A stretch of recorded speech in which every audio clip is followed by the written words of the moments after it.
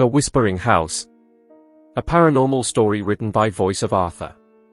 It was a cold evening in October. The kind of evening where the air feels heavy and the wind carries voices that sound almost human. The roads were wet and the sky was a dull grey.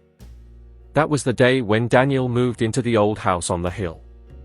It was an old stone house just outside a small village in the north of England. People called it the Holloway House. No one had lived there for over 20 years. The estate agent told Daniel it was a good deal. He said it only needed a bit of work. He didn't mention why the house had been empty for so long. Daniel had just lost his job in London. He wanted peace. He wanted to start again. He told himself he didn't believe in ghost stories. But deep down he remembered what his grandmother used to say. She said some houses remember everything that ever happened inside them. When Daniel arrived, the house looked tired. The paint peeled off the windows. The garden was overgrown. But the view from the hill was beautiful. The wind whistled through the tall grass like a warning he didn't hear. Inside it smelled of dust and old wood. His footsteps echoed through the hallway. He turned on the lights. They flickered but stayed on. The place felt strange. Not bad exactly. Just aware. That first night he sat by the fire with a cup of tea. The house creaked and sighed as if it was breathing. He heard a faint whisper behind him. He turned but no one was there. He smiled and shook his head. Just the wind, he said. But the whisper came again. Softer this time. Almost like his name. Daniel froze. The fire crackled. He stood and looked around. The sound had come from the hallway. He stepped forward slowly. The old floorboards moaned beneath his feet. He stopped at the door. The whisper was gone. He went back to the fire and turned up the radio. Music filled the room. He tried to laugh at himself. But something deep inside him already knew. He wasn't alone. The next morning he met the neighbor. Her name was Mrs. Palmer. An elderly woman with kind eyes and a heavy stare. She brought him a pie and said welcome to the village. Then she asked which house he bought. When he said Holloway House, her smile faded. You should be careful there, she said quietly. Strange things happen after dark. Daniel forced a laugh. He said he didn't believe in ghosts.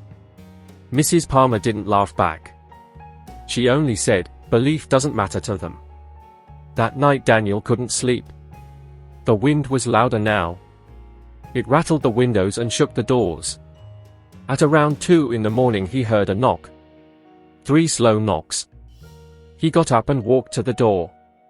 He opened it. No one was there. He stepped outside. Fog covered the garden like a blanket. He couldn't see the gate. He called out, "Hello?" His voice sounded strange.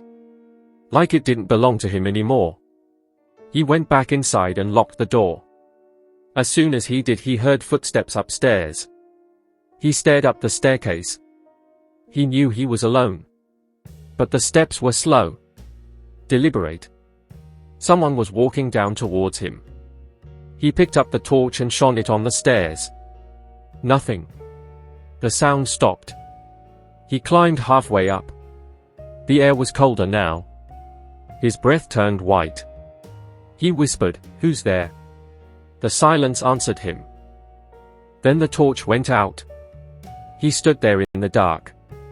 And then he heard the whisper again. This time, it was right beside his ear. "Daniel." He jumped back. The torch flickered on again. The stairs were empty. He ran down and shut himself in the kitchen. He didn't sleep that night. In the morning he found something on the stairs. A single muddy footprint. Barefoot. Small. Like a child's. He sat there staring at it for a long time. He didn't know what to think. He told himself it must have been there before. But deep down he knew it wasn't. That evening he called Mrs. Palmer. He asked her if anyone ever died in the house. There was a long pause on the phone. Then she said, a family lived there once. A man, his wife, and their daughter. The wife went missing. The man hanged himself a week later. No one ever found the girl. Daniel went quiet. He asked how long ago that was. Mrs. Palmer said, 20 years. Then she whispered, don't stay there alone. He hung up and stared at the walls. They suddenly felt closer. Like the house was listening.